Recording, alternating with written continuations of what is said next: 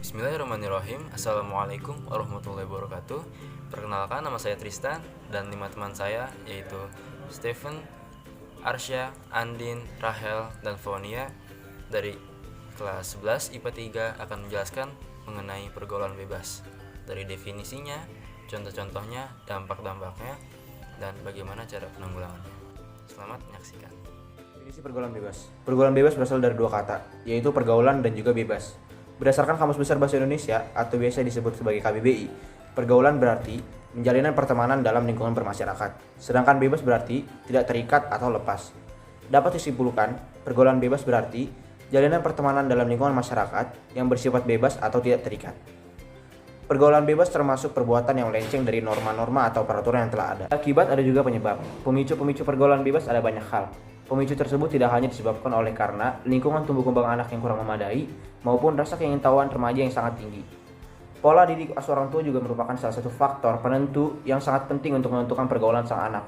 Para orang tua diharapkan untuk mampu memberikan perhatian lebih terhadap remaja karena kan remaja masih masa-masa labil. Selain faktor pola didik asuh orang tua, terdapat 4 faktor lainnya yang mempengaruhi pergaulan bebas pada sang anak. Selain dari faktor pola didik asuh orang tua, ada 4 faktor lainnya yang mempengaruhi. Yang pertama, kurangnya keharmonisan dalam keluarga. Kurangnya keharmonisan dalam keluarga juga merupakan salah satu faktor penting penentu dari pergaulan yang akan dilaksanakan oleh sang anak. Hal ini dikarenakan sang anak masih labil dan masih memiliki rasa ingin tahu yang sangat tinggi. Oleh karena itu, dibutuhkan perhatian lebih dan kasih sayang dari orang tua untuk mengontrol sang anak. Yang kedua, lingkungan sekitar tempat tinggal sang anak.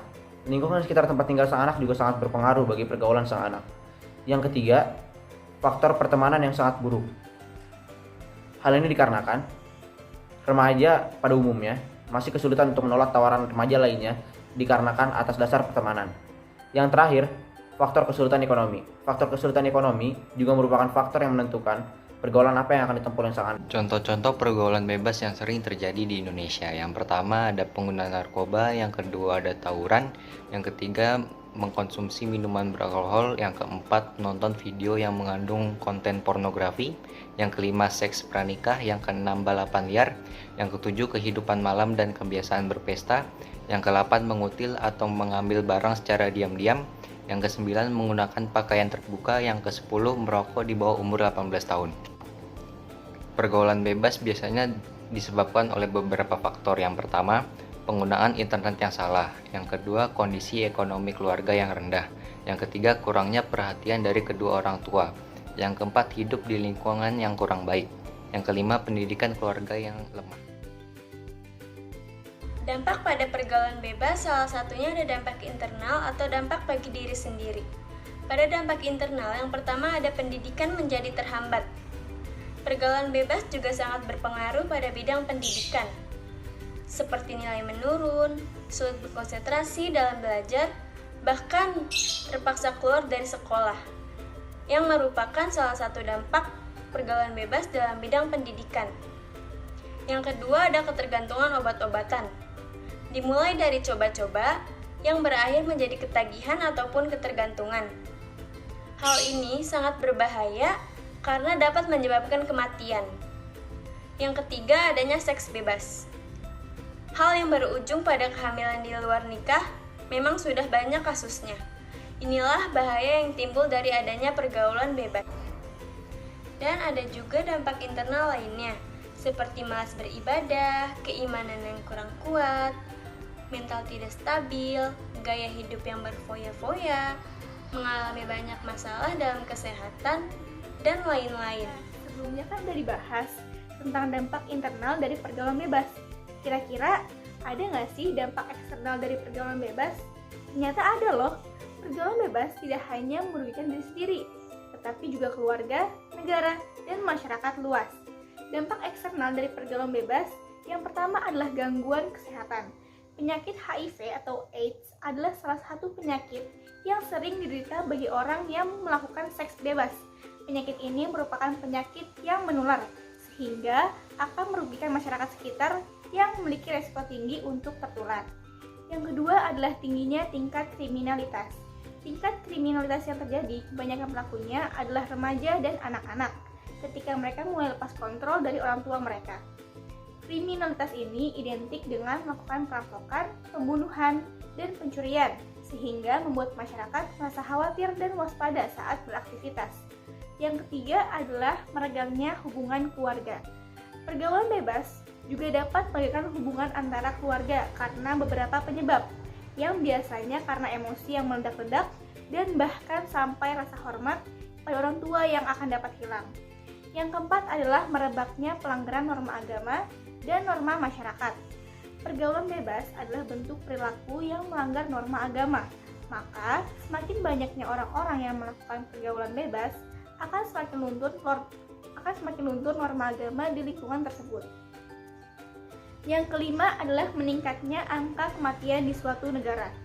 Pergaulan bebas menyebabkan timbulnya berbagai penyakit seperti sifilis, gonorrea, herpes, HIV atau AIDS, dan masih banyak lagi. Penyakit-penyakit tersebut tergolong penyakit yang berbahaya hingga menimbulkan kematian. Tingginya angka kematian di suatu negara akan berdampak pada tingkat kesejahteraan negara tersebut. Pergaulan bebas tidak bisa diatasi? Tentu saja bisa. Berikut cara-cara untuk mengatasi pergaulan bebas. 1. Memperbaiki cara pandang. Bagi seseorang yang sudah niat untuk keluar dari pergaulan bebas, ia harus memperbaiki cara pandangnya terlebih dahulu. Jika ia berpikir bahwa pergaulan bebas merupakan tempat dan sarananya untuk bertumbuh dan berkembang, ia harus menyadarinya bahwa hal yang sudah ia lakukan merupakan hal yang salah dan ia harus berusaha untuk memperbaikinya. Sekarang, buatlah suatu pemikiran bahwa di luar sana masih banyak tempat-tempat dan aktivitas-aktivitas yang akan membawanya menjadi remaja yang lebih baik. Berpikir tentang masa depan. Berpikir tentang masa depan yang lebih penting dan lebih berguna. Masa depan seseorang bisa cerah jika ia mau berusaha. Seseorang dalam pergaulan bebas perlu berpikir tentang masa depannya agar ia bisa beralih prioritas. Jika sekarang ia hanya hidup santai dan ngurang-ngurang menggunakan uang orang tuanya, bayangkan jika nanti orang tuanya sudah tidak ada. Pasti ia akan membayar semuanya sendiri. Dengan itu dia akan mencari cara untuk menghasilkan uang. Dengan itu ia bisa keluar dari pergaulan bebas. Mengadakan sosialisasi tentang bahaya pergaulan bebas. Dengan adanya sosialisasi ini akan mendorong seseorang dalam pergaulan bebas untuk lebih menyadari dan berpikir ulang tentang bahaya-bahaya apa saja yang akan ia rasakan jika ia tetap berada di dalam lingkungan pergaulan bebas. 4. Menonton video atau membaca buku-buku yang memberikan motivasi baik. Dengan menonton video atau membaca buku-buku yang memberikan motivasi baik, akan membuat seseorang dalam pergaulan bebas menyadari bahwa apa yang sudah ia lakukan merupakan hal yang salah dan membawanya ke jalan yang tidak baik serta tidak memberikan keuntungan apa-apa. Tetapi, dengan menonton video atau membaca buku-buku yang memberikan motivasi baik, akan menjadi salah satu penyemangatnya agar ia bisa dan mampu keluar dari pergaulan bebas. Mengisi waktu luang dengan kegiatan-kegiatan positif. Melakukan kegiatan-kegiatan positif bisa mengalihkan prioritas seseorang dalam pergaulan bebas. Yang tadinya ia hanya berkumpul dengan teman-teman dan melakukan hal-hal yang tidak baik, sekarang bisa tergantikan dengan melakukan kegiatan-kegiatan positif. Contohnya seperti bermain musik, berolahraga, ataupun mengembangkan bakat sesuai minat masing-masing. Kegiatan-kegiatan ini jauh lebih bermanfaat dan akan membawanya menjadi remaja yang lebih baik. Nah, tadi kan udah dijelasin nih sama teman-teman kita kan tentang pergaulan bebas ya, dari definisinya pertama, terus kedua dari contoh-contohnya kayak pergaulan bebas tuh ngapain aja sih, terus dampak-dampaknya, kayak dampaknya itu benar-benar bahaya gitu, terus penanggulannya kayak gimana biar kita ini terjerumus gitu ke dalam pergaulan bebas tersebut gitu. Nah, sekarang kalian udah tahu nih kan ya betapa buasnya lah gitu pergaulan bebas. Nah, sekarang ini bisa introspeksi diri sendiri dulu nih dari hal-hal yang kita udah lakuin sama teman-teman kita. Kita ingat-ingat dulu itu kira-kira masih nggak sih dalam bisa dibilang dalam batas wajar dalam pergaulan gitu. Nah, kalau misalkan kita ngerasa itu udah melewati batas, kita harus memperbaikinya. Ya, mungkin cukup sampai di sini penjelasan mengenai pergaulan bebas dari kelompok kami. Semoga dari apa yang telah disampaikan dapat bermanfaat bagi sesama.